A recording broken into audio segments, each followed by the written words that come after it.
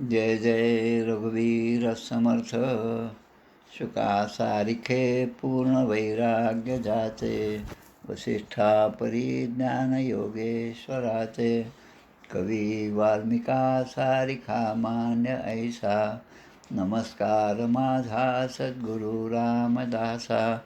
श्रीराम मला वाटते अंतरी त्वा वसावे, तुझ्या दासबोधासी त्वा बोध व्हावे.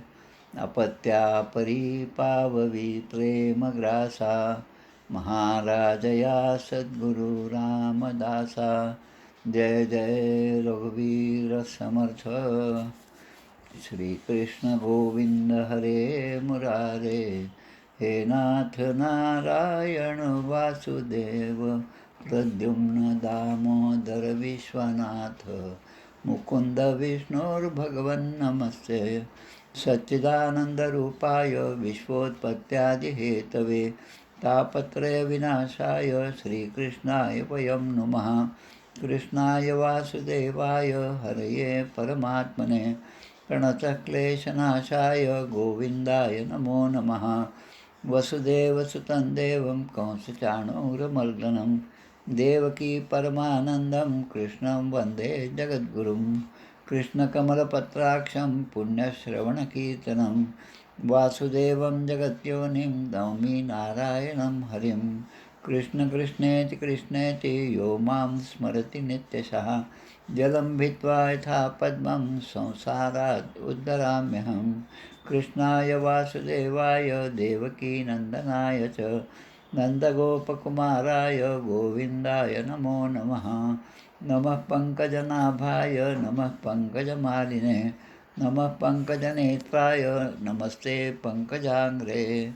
गोपाल कृष्ण भगवान की जय. जय जय रघुवीर समर्थ. श्री भगवानुवाच. ज्ञानं परमगुह्यं मे यद्विज्ञानसमन्वितं, स्वरहस्यं तदङ्गं च गृहाणविदितं मया. यावानहं यथा भावो यद्रूपगुणकर्मकः, तथैव तत्त्वविज्ञानमस्तु ते मदनुग्रहात्. अहमेवासमेवाग्रे नान्यं यत्सदसत्परं, पश्चादहं यदेतच्च यो वशिष्येत सोऽस्म्यहं. मृतेर्थं यत् प्रतीयेत् न प्रतीयेत् चात्मनि, तद्विद्यादात्मनो मायां यथा भासो यथा तमः. यथा महान्ति भूतानि भूतेषु चावचेषु नु, प्रविष्टान्यप्रविष्टानि तथा तेषु न तेष्वहम्. एतावदेव जिज्ञासं तत्त्वजिज्ञासनात्मनः, अन्वयव्यतिरेकाभ्यां यत्स्यात् सर्वत्र सर्वदा. गोपाल कृष्ण भगवान की जय. एतन्मतं समातिष्ठ परमेण समाधिना, भवान् कल्पविकल्पेषु न विमुह्यति कदाचित्. गोपाल कृष्ण भगवान की जय. जय जय रघुवीर समर्थ. सप्तमस्कंध अवतरणिका. सप्तमस्कंद अध्याय प्रथम. नारद युधिष्ठिर संवाद उत्तम. जय विजय कथा प्रारंभ. द्वितीयोध्याय त्यापुढे. हिरण्याक्ष वध झाला.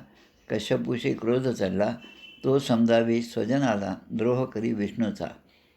तृतीयोध्यायातून कश्यपू सफल तपसाधनी, प्रवर्तक दुराचरणी कश्यपू चतुर्थोध्यायी. प्रल्हाद पुत्र गुणी, त्याचे वधू इच्छी पिता मनी, ती कथा पंचमातुनी. षष्ठातुनी नारदोपदेश. सप्तमी प्रल्हाद जन्मकाळी नारद बोधकथा निवेदिली. अष्टमी नरसिंह देवता प्रगटली. कश्यपू वध देवस्तुती. नवमी प्रल्हाद नरसिंहस्तुती. दशमी अभिषेक प्रल्हादाप्रती. अमृतोपमती त्रिपुरदहन कथा. एकादशी मानवधर्म, वर्णाश्रमधर्म, स्त्रीधर्म. द्वादशी आश्रमधर्म, ब्रह्मचर्य वानप्रस्थ. त्रयोदशी यतिधर्म, अवधूत प्रल्हाद चर्चा उत्तम. चतुर्दशी गृहस्थाश्रम, पंचदशी वर्णन मोक्षधर्माचे. गोपाल कृष्ण भगवान की जय.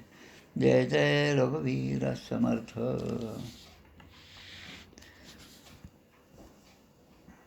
सप्तमस्कंदामधील 14वा अध्याय आपण आता पाहत आहोत. या 14व्या अध्यायाचा विषय आहे गृहस्थाचे सदाचार. म्हणजे गृहस्थाश्रमामध्ये असणाऱ्या पती असो पत्नी असो, त्यांनी कसं सदाचाराने राहिलं पाहिजे आणि त्या सदाचाराचं महत्त्व काय आहे. सदाचार हा थोर सांडू नये तो, जनी तोचितो मानवी धन्य होतो, समर्थ सांगतात. सदाचारापासून दूर गेलं, दुराचाराचा आश्रय झाला की अनेक प्रकारचे पापं आपल्याकडून घडतात आणि पुन्हा त्या पापामुळे अनेक दुःख निर्माण होतात आणि त्या दुःखामध्ये मग पुन्हा पुनर्जन्माची सोय आहे. त्यामुळे केव्हाही गृहस्थाने वागत असताना एक चांगल्या प्रकारचा आपण गृहस्थी आहोत असं आचरण आपल्याकडून झालं पाहिजे. याचं कारण असं की आपल्या घरी येणाऱ्या प्रत्येकाला वाटलं पाहिजे की अरे नाही, यांच्या घरी आपण गेलंच पाहिजे, गेलंच पाहिजे. कारण काय, त्या ठिकाणी गेल्यानंतर जे समाधान मिळतं ते समाधान इतरत्र मिळत नाही. असं कुठे होतं? साधारणतः संतांच्या जन्मभूमीमध्ये, संतांच्या निर्याण प्रसंगी किंवा त्यांची समाधी ज्या ठिकाणी असेल त्या समाधी मंदिरामध्ये गेल्यानंतर आपल्याला अशा प्रकारचा एक अनुभव सहजपणे येतो. पण तो किती वेळ येतो अनुभव, हा सुद्धा विचार करण्याचा एक गरज आहे. सज्जनगडावर आपण जातो, आता दासनमित्त उत्सव सुरू आहे, केव्हाही तुम्ही जा, त्या समाधीगृहामध्ये खाली जेव्हा उतरतो तेव्हा खूप आनंद होतो. पण तिथे आपण किती वेळ बसू शकतो हाही प्रश्न आहे. आणि 5-10 मिनटं झालं, आपल्याबरोबर असणारे जे कोण असतील ते एकदा उठून गेले की मग आपलंही चित्त चलबिचल होतं. आता ते गेले मग आपण तरी बसून काय करायचं, आपण आता गेलं पाहिजे, आपण उठलं पाहिजे. आणि मग आपलं जे काय ध्यान असेल, जे काय चिंतन असेल ते चिंतन खंडित होतं आणि मग पुन्हा जेव्हा आपण बाहेर येतो तेव्हा समर्थांचा विचार निघून जातो आणि संसाराचा विचार सुरू होतो. निरूपणी हे सद्वृत्ती होते, स्थळ त्याग होता सवेची जाते, काय करू रे क्रिया घडेना, तुझवीन रामा मज कंठवेना. अगदी खरं आहे हे. त्याप्रमाणे या ठिकाणी गृहस्थाचे सदाचार, गृहस्थाने कसं वागावं हे या 14व्या अध्यायात सांगितलेलं आहे. 14वा आणि उद्या होणारा 15वा अध्याय, हे शेवटचे 3-4 अध्याय अत्यंत महत्त्वाचे आहेत. आत्ताच आपण 12वा अध्याय जो पाहिला त्यामध्ये ब्रह्मचर्य आणि वानप्रस्थ आश्रमांचे नियम दिलेले आहेत.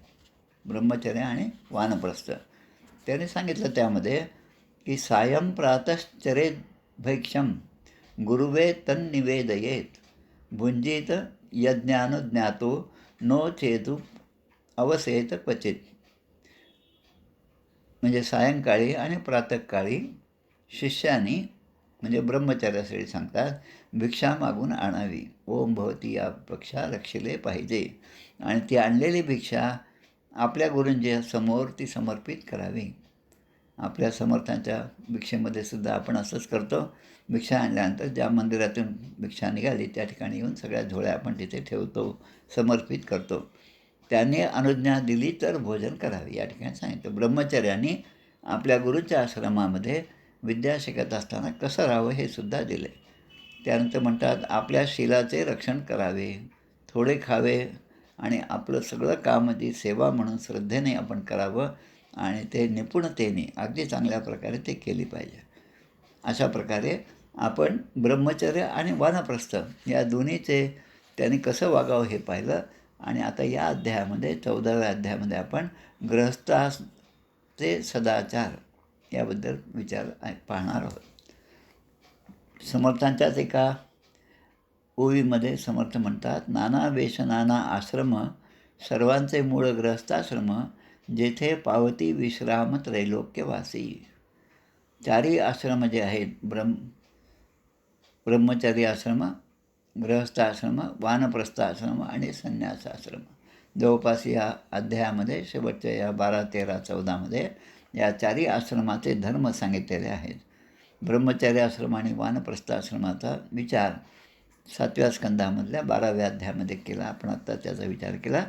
आणि आता या ठिकाणी गृहस्थाने कसं वागावं हे या ठिकाणी सांगितलं आहे.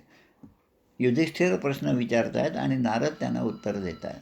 युधिष्ठिर उवाच, गृहस्थ एतां पदवी विधिना येन चांदसा, याति देवर्षे ब्रूहि मादृशो गृहम गूढधीही. हे देवर्षी नारदा, युधिष्ठिर म्हणतात की माझ्यासारखा ग्रहासक्त माणूस, म्हणजे युधिष्ठिर जे भगवंताचे भाऊ आहेत ज्यांना अखंड भगवान श्रीकृष्णाचा सत्संग लाभला आहे ते सुद्धा जर म्हणत असतील ग्रहासक्त माणूस कोणत्या साधनाने असं पद प्राप्त करू शकतो, म्हणजे ग्रहासक्त असणाऱ्याने कोणतं साधन केले पाहिजे, म्हणून गृहस्थ आश्रमामध्ये सदाचाराचं महत्त्व जे आहे ते आपल्याला या अध्यायातून कळतं. तेव्हा मग नारद पुढील गोष्टी सांगतात की मनुष्याने गृहस्थाश्रमात राहून गृहस्थाश्रमाचे जे काही नियम आहेत त्याप्रमाणे सगळी कर्म करून ती भगवंतांना अर्पण करावीत आणि महात्म्यांची सेवा करावी. वासुदेवार्पणम साक्षात उपासित महामुनीन, 2 गोष्टी सांगितल्या. वासुदेवार्पणम, जे काय केलं ते सगळं भगवंताला अर्पण करणं. मग रोजचा व्यवहार असो, बोलणं असो, चालणं असो, कोणाची वागणं असो, हे सगळं भगवंताच्या साक्षीने आपण करत आहोत हा दृढ भाव साधकाच्या मनामध्ये अखंड असला पाहिजे. आणि त्याचप्रमाणे उपासित महामुनीन, म्हणजे महात्मे जे आहेत त्यांच्या सेवेमध्ये आपण राहावं. आता महात्म्यांच्या सेवेमध्ये आपण जेव्हा आपलं घर सोडून जाऊ, तीर्थयात्रेला जाऊ, तेव्हाच तो शक्य होईल असं आपल्याला नेहमीच वाटत असतं. पण तरी पण आपण आपल्या घरामध्ये सुद्धा अनेक ग्रंथांच्या सहवासाने, अनेक ग्रंथाच्या पठणाने, अनेक ग्रंथांच्या वाचनाने अखंड आपण सत्संगतीमध्ये राहतो. आणि ती पण सत्संगती आपल्या प्रत्येक आचरणासाठी अत्यंत महत्त्वाची असते. जसा स्वप्नामधून जागा झाल्यानंतर स्वप्नामध्ये पाहिलेल्या ज्या गोष्टी आहेत त्याच्याबद्दल आसक्ती राहत नाही. स्वप्नामध्ये खूप पैसे माझ्याजवळ होते आणि जेव्हा उठलो तेव्हा मग लक्षात आलं की आपल्या पाकिटात पैसे काहीच नाही आहेत, कमी आहेत आणि आज तर आपल्याला पैसे मिळवलेच पाहिजेत. असं जेव्हा स्वप्नातलं जे धन होतं ते मिथ्या आहे हे जागा झाल्यावर समजतं. तसं सत्संगामध्ये जसं जसं आपण जाऊ तसं तसं आपली बुद्धी विचारांनी शुद्ध होती आणि जशी जशी ती शुद्ध होईल तसं शरीर, स्त्री, पुत्र इत्यादींची आसक्ती हळूहळू कमी होत जाते. संसार मुळीच नासका, विवेके करावा नेटका, नेटका करता फिका होत जातो. मग या ठिकाणी सांगितलं विरक्तो रक्तवत तत्र नृलोके नरताम न्यसेत. माता, पिता, बंधू, बांधव, पुत्र, मित्र किंवा जे काही असतील ते काय म्हणतील किंवा जे काही इच्छा त्यांनी निर्माण केली त्या इच्छा आपल्याला करून दाखवली, त्यामध्ये त्या इच्छापूर्ती करणं महत्त्वाचं आहे. पण त्याचबरोबर ममता जी आहे की हे माझे, हा जो विचार आहे त्याचा त्याग ग्रहस्थाने केला पाहिजे. माझे एक मित्र आहेत, मुसलमान आहेत, गुजरातमध्ये राहतात, गुजरातीच भाषा बोलतात. पण त्यांनी त्याच्याबरोबर अनेक प्रसंगी मला नोकरीमध्ये असताना अनेक ठिकाणी ट्रेनिंगच्या निमित्ताने जवळपास 1 महिना देखील आम्ही एकत्र होतो. त्याचा एक स्वभाव होता. तो म्हणे आमच्या गावी जेव्हा मी परत जातो, कुठेही गावाला गेल्यानंतर जेव्हा आमच्या घरी परत जातो तेव्हा आमच्याकडे अशी पद्धत आहे की त्या खेडेगावातला कोणीही माणूस कुठेही गेला तर येताना प्रत्येकासाठी काही ना काही घेऊन येतो. आता काही ना काही घेऊन येतो याचा अर्थ दिल्लीला गेल्यानंतर त्याने एक मोठी पेटी विकत घेतली माझ्यासमोरच. आम्हीच जाऊन आणली ती, सुटकेस होती मोठी. आणि मग त्या महिनाभरामध्ये जिथे येते त्याला चांगल्या वस्तू दिसल्या तो आणायचा आणि त्याच्यामध्ये ठेवायचा. अरे म्हटली इतनी बड़ी पेटी लेके क्या करेंगे तुम? नहीं, हमारे गाव में जाने के बाद हर एक को कुछ ना कुछ देना पडता है. म्हणजे आपल्याकडे गृहस्थाश्रमामध्ये जे काही आपण धन गोळा केला असेल त्याचा उपयोग आपण इतरांसाठी केला पाहिजे. हे जर त्याला समजत असेल तर आपल्याला तर ते समजलंच पाहिजे.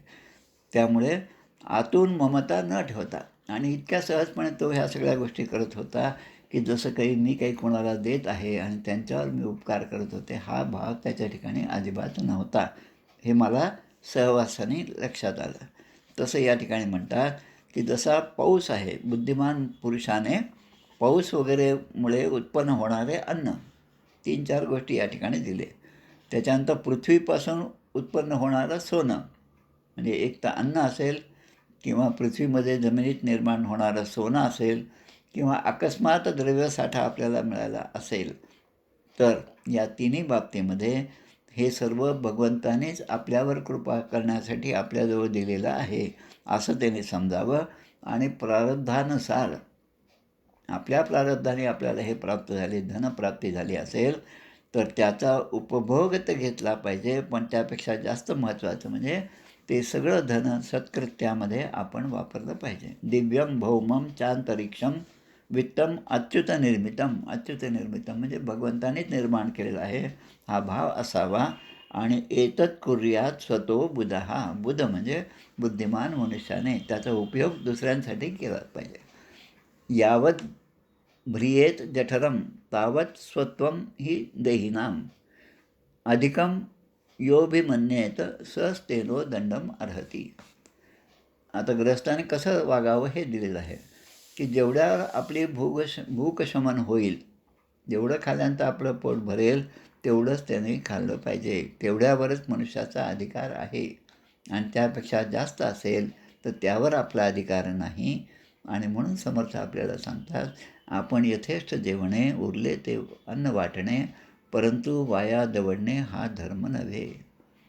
प्रत्येक श्लोक वाचत असताना समर्थांच्या दासबोधातल्या ओव्या ह्या जेव्हा आपल्यासमोर येतात तेव्हा त्या ग्रंथाला दासबोधात किंवा समर्थांच्या उपदेशाचं किती महत्त्व आहे दैनंदिन जीवनामध्ये हे आपल्या लक्षात येतं.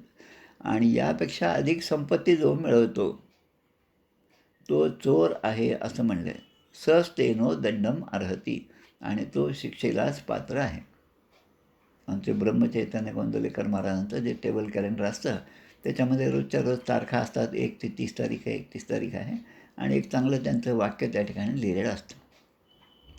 त्यामध्ये ते म्हणतात की आपली पत्नी, आपले मुलं आणि आपलं घर हे चालवण्यासाठी जेवढी संपत्ती आवश्यक आहे तेवढी संपत्ती मिळाली की तो माणूस समाधानी. आणि दुसरीकडे लगेच ते म्हणतात की यापेक्षा अधिक संपत्ती आपल्याला जर मिळत असेल तर भगवंत आपली परीक्षा पाहत आहे. यथानुशक्त्या चित्तवित्त सर्वोत्तमी लावावे हा त्याचा उतारा. त्यामुळे अधिक संपत्ती आपल्याजवळ गोळा करणं हे सुद्धा दुःखालाच कारण आहे. आणि तो चोर आहे आणि तो शिक्षेला पात्र ठरतो. आता पुढच्या याच्यामध्ये खूप या पूर्ण श्लोक 42च आहेत, पण प्रत्येक श्लोकामध्ये खूप चांगल्या रीतीने सगळा विचार केलेला आहे. हरिण, उंट, गाढव, वानर, उंदीर, सरपटणारे प्राणी, पक्षी, माशी इत्यादींना आपल्या पुत्रवत समजावे. तर पहा म्हणजे, आणि या सगळ्या गोष्टी आपण जेव्हा वाचतो आणि जेव्हा या सगळ्या जगामधल्या प्रत्येक गोष्टीकडे पाहतो तेव्हा याचा अर्थ हळूहळू आपल्याला समजायला लागतो.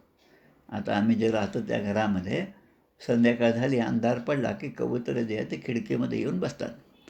आता त्या कबुतरांना रात्री पाहतो आणि सकाळपर्यंत पाहतो, उजेडेपर्यंत ते कबूतर एकाच ठिकाणी 2 पायावर उभं असतं ते. आता त्या जीवाला त्या योनीमध्ये आपल्यासारखं पाठीवर झोपल्यामुळे आता खूप छान आराम मिळाला, हा आराम नाही. त्यामुळे कुठे चलबिचल नाही, कुठे जाणं येणं नाही, कदाचित त्यांना रात्रीचं दिसत पण नसेल. मग अशा जीवाला आपण काहीतरी आवाज करून किंवा आपण काहीतरी टोचून त्याला तिथून उडवणं किंवा तिथून त्याला घालवणं हे सुद्धा महापाप आहे. आणि म्हणून जसं आपला मुलगा झोपला असल्यानंतर त्याला झोपेतनं उठवणं हे सुद्धा जसं पाप आहे, तसंच या पुत्रामध्ये आणि या सगळ्या जीवामध्ये काय फरक आहे असं या ठिकाणी सांगितलं. मृगोष्ट्र खरम अर्का खुसरी सृप खग मक्षिका आत्मनः पुत्रवत पश्येत एरेशाम अंतरम कियत. त्याच्यामध्ये काय फरक आहे? आपलं स्वतःचं मूल आणि हे सगळे पशुपक्षी यामध्ये काय फरक आहे असं या ठिकाणी सांगेल. आणि यथा देशम यथा कालम यावत देवोपपादितम. आपल्याजवळ असणारी सामग्री जे काय आपल्याजवळ असेल थोडंफार ते कुत्रं, पतित, चांडाळ इत्यादी सगळ्यांना यथायोग्य वाटून दिलं पाहिजे आणि त्याचा चांगला विनियोग केला पाहिजे. ते वाया दवडता कामा नये. आणि ज्याला मनुष्य आपले समजतो त्या पत्नीलासुद्धा अतिथी इत्यादींच्या निर्दोष सेवेमध्ये लावावं. लिहिलं अगदी एका ओळीमध्ये लिहिलं आहे, अप्येकात्मनोदाराम नृणाम स्वत्वग्रहो यतः. याबद्दल खूप छान असं दिलेलं आहे. सखाराम महाराज म्हणजे आता कोण? नाही, सखाराम महाराज आपल्या बाबाजी मठामध्ये आपण जेव्हा जातो की नाही मठामध्ये आपण जेव्हा आपण आतमध्ये जातो मुख्य दरवाज्यातून, तेव्हा डाव्या बाजूला समाधी आहे पहा. ती समाधी म्हणजे सखाराम महाराजांची. बाबाजी महाराजांचे पुतणे असणारे हे सखाराम महाराज. बाबाजी महाराजांचा निर्याण झालेला आहे आणि आता पहिली पुण्यतिथी जवळ येत आहे. आणि असं झालं की घरामध्ये आता ती पुण्यतिथी साजरी करण्यासाठी काही पैसेसुद्धा नाहीत. मग त्यांनी कुठून तरी काहीतरी आणावं या इच्छेने त्यांच्या पत्नी ज्या आहेत त्या बाजारात जातात आणि जे काय सामग्री पाहिजे ती आणण्यासाठी दुकानात जातात. तर दुकानदार म्हणतो मी सगळं देईल, पण एक गोष्ट आहे, हे सगळं देईल पण तुला माझ्याकडे राहावं लागेल. आता ही सत्व परीक्षाच असते. त्यामुळे त्या तिथे गेल्या, सगळं सामान घरी आलं आणि सगळी सोय झाली, नैवेद्य झाला आणि नैवेद्य झाल्यानंतर आता त्यांनी सहजपणे रोजच्यासारखं आपल्या पत्नीला बोलावलं आहे. तिला हाक मारली आहे की अरे आता या, आरती घ्या आणि दर्शन घ्या. तेव्हा ती पत्नी लगेच आतून बाहेर आली. आता ही पत्नी कुठे होती, तर त्या दुकानदाराच्याकडे होती. त्याने तिला आजच्या भाषेमध्ये ओलीस ठेवून घेतल्यासारखं की तुझं काम होईपर्यंत तू इथेच राहायचं, नंतर मग घरी जा. असं अनेक संतांच्या बाबतीमध्ये घडलेलं आहे. एका संतांच्या बाबतीत त्यांचं मूल जे आहे ते मूलच मरून पडलेलं आहे, पण बाहेर ब्राह्मण भोजनाचा तो संकल्प आहे आणि त्या मुलाचं काही म्हणजे पुढचं उत्तरक्रिया जी आहे ती न करता त्याला तसंच घरामध्ये ठेवलेलं आहे आणि कुठलाही भाव आपल्या मनामध्ये न आणता त्या ग्रस्तांनी त्या ब्राह्मण भोजनाचा जो संकल्प होता तो पूर्ण केलेला आहे. अनेक संतांचे चरित्र वाचलं की अशा प्रकारची उदाहरणं आपल्याला सापडतात आणि मग आपण जे वाचतो त्याचा अर्थ आपल्याला सहजपणे चांगल्या प्रकारे समजायला लागतो. आता मनुष्य जीवन कसं आहे, कृमीविड भस्मनिष्ठांतम क्वेदम तुच्छम कलेवरम क्व तदीयर्ती भार्या क्वा क्वायम आत्मा नभश्छदीही. शेवटी या शरीराचं काय होतं, तर किडे, विष्ठा, राखेचा ढीग होऊन जाणारं हे शरीर आहे. आता या शरीरासाठी आपण किती झिजलं पाहिजे. हे शरीर कसं आहे की शरीराचं महत्त्व आहे. शरीर आहे म्हणून मी पूजा करू शकतो. शरीर नसतं तर मी पूजा करूच शकलो नसतो, मी जप करू शकलो नसतो, माझ्या सद्गुरूंचे चरणसंवाहनसुद्धा मी करू शकलो नसतो. जोपर्यंत शरीर आहे तोपर्यंत हे सत्कारणी लावलंच पाहिजे. नित्यविजयी अशा भगवंतावर सुद्धा विजय मिळवावा असं ज्याला वाटतं त्याने या संसारातून कोण आपल्याला सगळ्यात जास्त प्रिय आहे, तर आपल्या पत्नीच प्रिय आहे, आपली मुलं बाळं प्रिय आहेत, तर यांच्यामधून सुद्धा आपलं मन काढून घेतलं पाहिजे. आणि मग म्हणतात असोने संसारी जिव्हे वेगू करी वेदशास्त्र उभारी बाह्या सदा. मग आता रोज जे आपल्याला यज्ञ करायचे आहेत, देव, ऋषी, मनुष्य, भूत, पितृगण आणि आपल्या आत्म्याचे पूजन करावे असं या ठिकाणी. देवान ऋषीन नृभूतानी पितरान आत्ममन्वहम सत्या स्ववृत्त्या गतवित्तेन यजेत पुरुषम पृथक. की आपण पूजा करावी आणि ही परमेश्वराचीच आराधना आहे असं त्या ठिकाणी समजलं पाहिजे. सगळे यज्ञ जे आहेत ते कोणासाठी होतात, ते भगवंताचंच साठी होतात. यज्ञो नारायणो हरिही. यज्ञ हा प्रत्यक्ष भगवंतच आहे. यज्ञामध्ये दिलेल्या आहुती हा भगवंत स्वतः ग्रहण करत असतो. हे जरी खरं असलं तरी श्लोक पहा किती छान आहे. नैहग्निमुखो तोयम वै भगवान सर्व यज्ञभुक इज्जेत हविषा राजन यथा विप्रमुखैही होतेही. यज्ञामध्ये आपण अर्पण केलेली जी आहुती आहे ती भगवंताला प्राप्त होती, त्याने भगवंत संतुष्ट होतात. पण त्यापेक्षा जास्त केव्हा भगवंत संतुष्ट होतात, जेव्हा ब्राह्मणाच्या मुखामध्ये ते अन्न जातं तेव्हा भगवंत जास्त संतुष्ट होतात. आत्मवत सर्वभूतेषु. आणि मग ब्राह्मण, देवता, मनुष्य यांना उपयुक्त असणाऱ्या वस्तू त्यांना आपण अर्पण केल्या पाहिजे. ते कामेर यजस्वैनम क्षेत्रम ब्राह्मणानन. म्हणजे अंतर्यामी रूपाने विराजमान असणाऱ्या भगवंताचीच आपण सेवा करत आहोत आणि म्हणून आपण त्या ब्राह्मणांना प्राधान्याने अशा गोष्टी आपण दिल्या पाहिजेत. आता आहेत 42-46 श्लोक आहेत, पण प्रत्येक श्लोक आपल्यासाठी खूप महत्त्वाच्या गोष्टी सांगून जातात. धनवान माणसाने ज्याच्याकडे भरपूर संपत्ती आहे त्याने आपल्या ऐपतीनुसार किंवा कोणाजवळ संपत्ती नसेल तर ऐपतीनुसार त्यांनी सांगितले भाद्रपद महिन्यामध्ये कृष्ण पक्षामध्ये आपल्या पितरांचे महालय श्राद्ध करावे. पितृपक्ष महालय जे आपण करतो त्यामध्ये श्राद्धम पित्रोर यथा वित्तम तद्बंधूनाम च वित्तवान. मग काही श्लोक दिलेले आहेत, जवळपास 5 श्लोक या ठिकाणी वेगवेगळे दिले आहेत की कोणत्या वेळेस आपण हे पिंडदान म्हणा, पूजा म्हणा किंवा एखाद्या यात्रेला गेल्यानंतर तिथे जे आपण सगळं विधी करतो ते विधी करणं काय महत्त्वाचं आहे आणि ते दिवस कसे आहेत ते सुद्धा खूप मोठी यादी या ठिकाणी दिली आहे. या सप्तमस्कंदातील 14व्या अध्यायातील 20, 21, 22, 23, 24 हे 5ही श्लोक महत्त्वाचे आहेत. त्यामध्ये पहा, नुसतं वाचून दाखवतो मी. कर्क मकर संक्रांत, तुला मेष संक्रांत, व्यतिपात, दिनक्षय, एखाद्या वेळेस चतुर्थीनंतर लगेच षष्ठी येते, पंचमीचा क्षय होतो.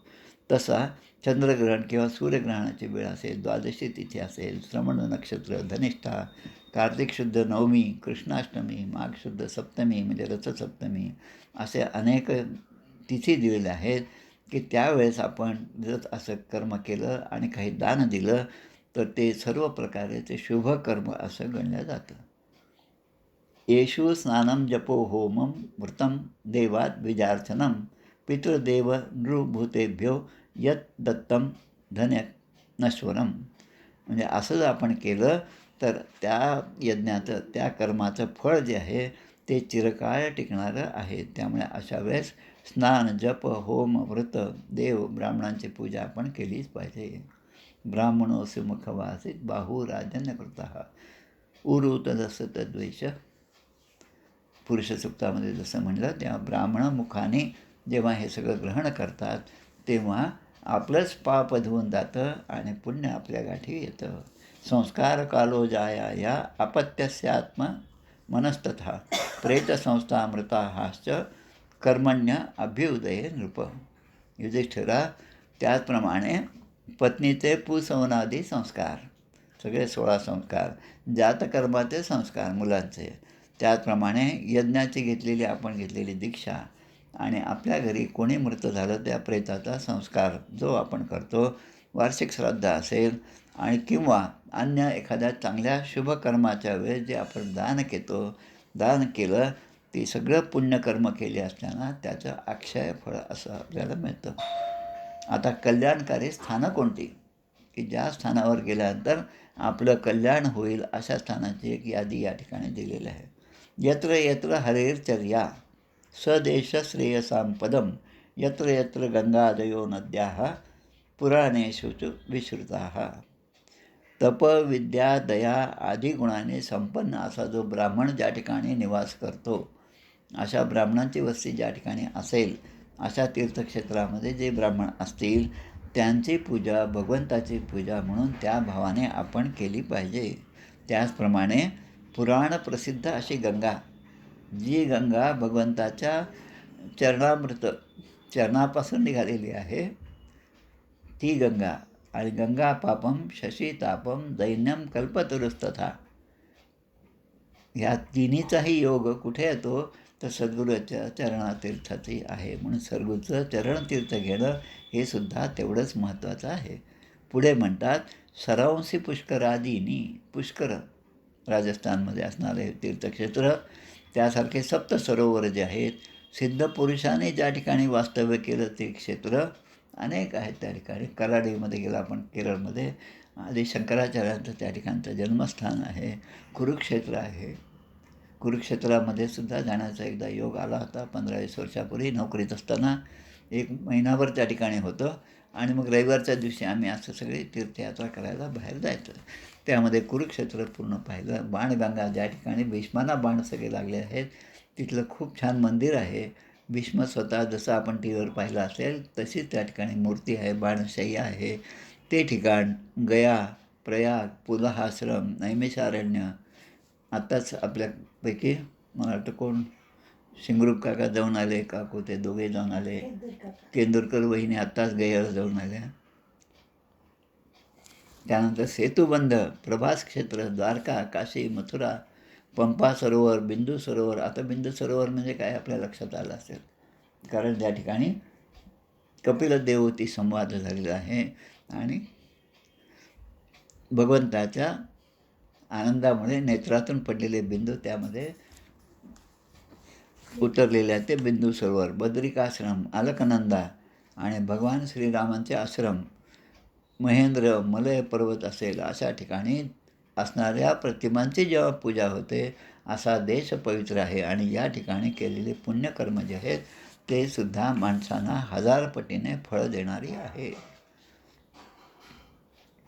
मग आता सांगतात या ठिकाणी युधिष्ठिराला नारद सांगत आहेत, पात्रम त्वत्र निरुक्त वै कविभी पात्रवित्तमयी हरिर एवेकम उर्विश यन्मयम वै चराचरम. राजा, तुझ्या यज्ञामध्ये, राजसूय यज्ञ जो केला त्या यज्ञामध्ये आता अग्रपूजेचा मान कोणाला द्यायचा असा प्रश्न होता. यज्ञामध्ये देव, ऋषी, सिद्ध, सनकादिक हे सगळे होते, पण त्या सगळ्यांना डावलून अग्रपूजेसाठी कोण पात्र आहे तर भगवान श्रीकृष्णांना पात्र समजलं आहे आणि त्याप्रमाणे त्यांची त्या ठिकाणी पूजा झाली.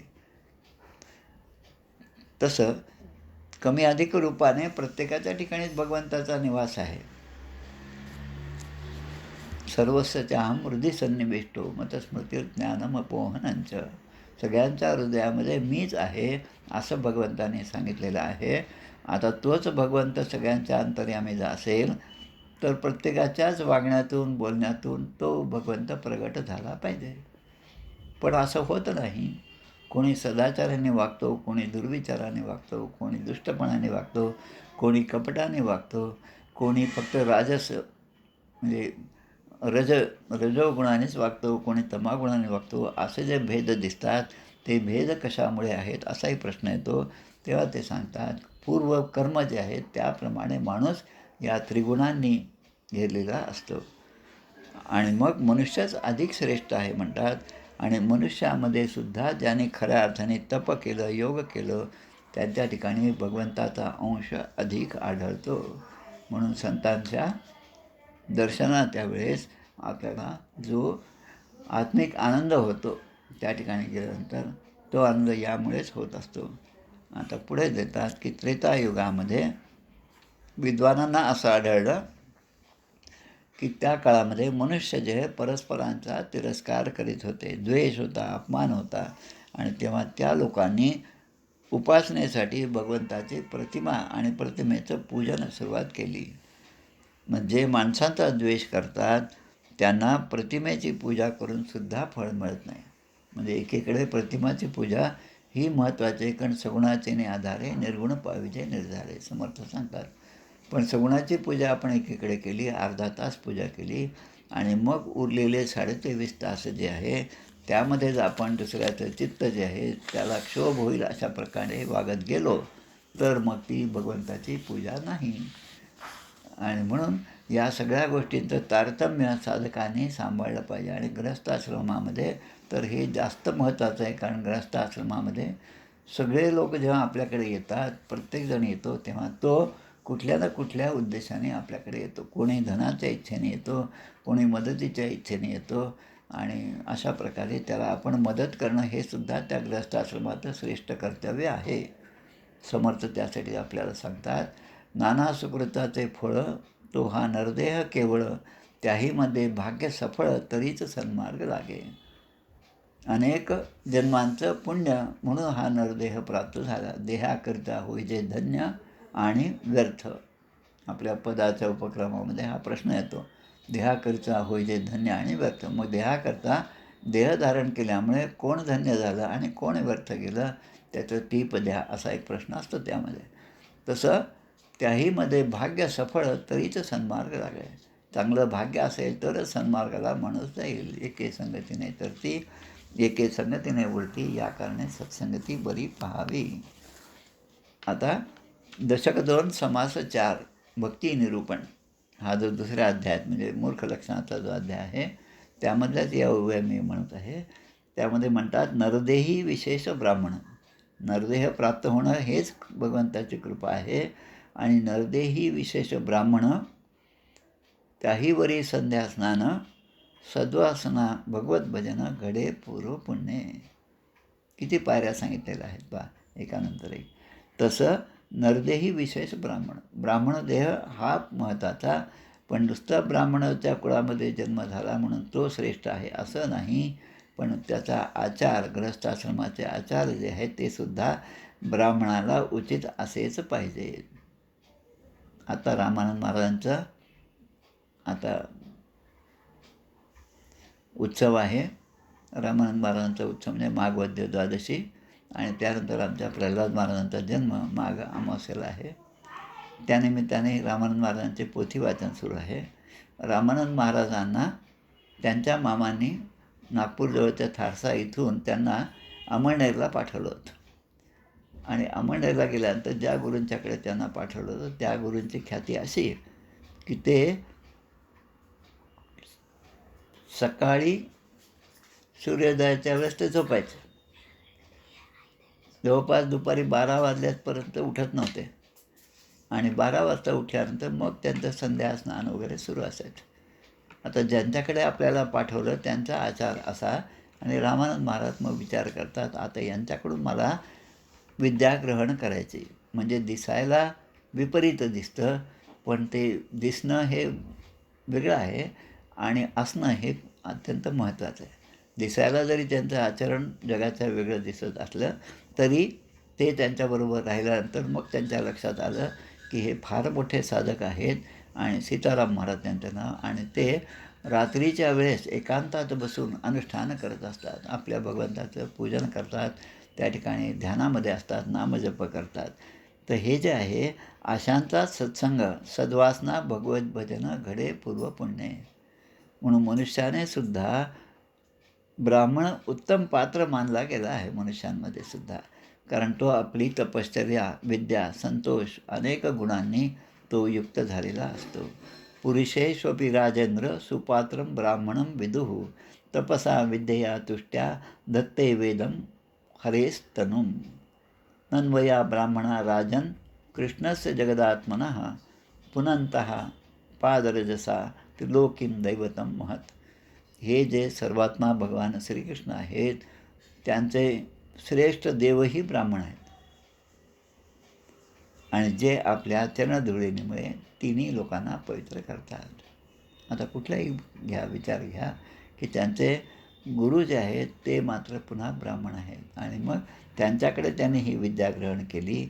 आणि असं म्हणतात म्हणजे कितीही मोठा पुरुष असला, कितीही मोठे संत असले तरी त्यांना गुरूंच्या सान्निध्यामध्ये हे सगळं ज्ञान प्राप्त झालेलं आहे. आणि म्हणून आपणसुद्धा अशा प्रकारे गृहस्थाला उचित असे जे कर्तव्य आहे ते आपल्याकडून झालं पाहिजे, यासाठी हा आग्रह या समासामध्ये व्यक्त केलेला आहे.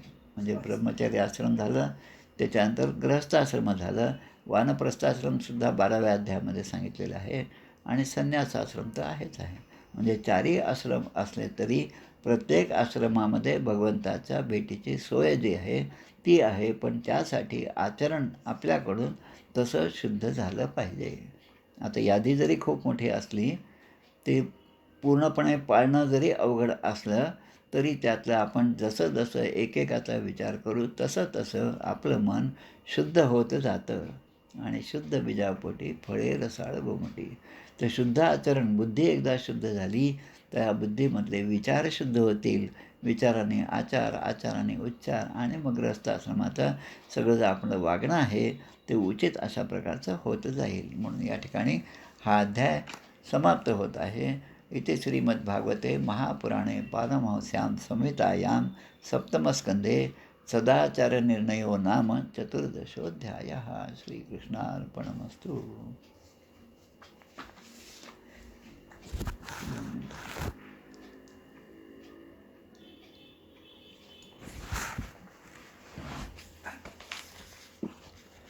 उद्याचा अध्याय थोडासा मोठा आहे. तो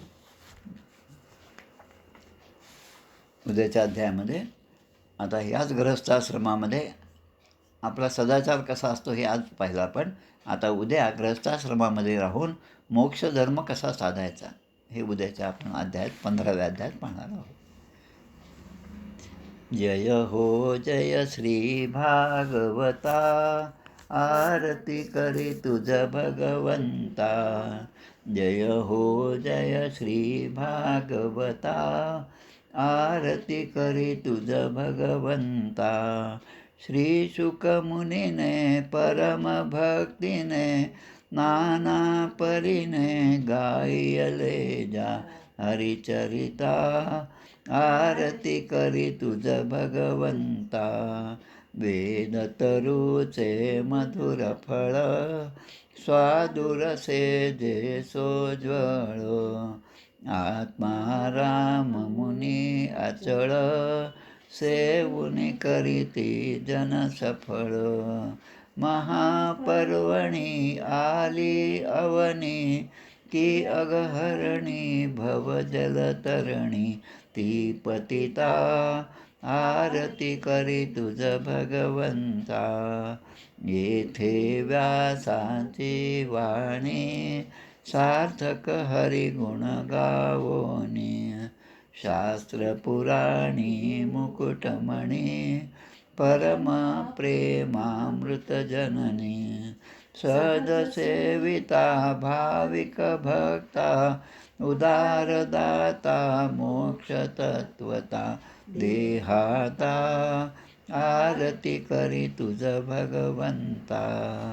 गमते जणु मानस तीर्थ द्वादश सोपाने युक्त. निर्मल भक्ती जले भरित विहरे हरिहंस चितेथ. श्लोक सुकुमले संत अलिकुले सेवुनी रमले भान विसरले रसपीता. आरती करी तुझ भगवंता. अपार महिमा ग्रंथाचा वदवे ना कोणासाचा.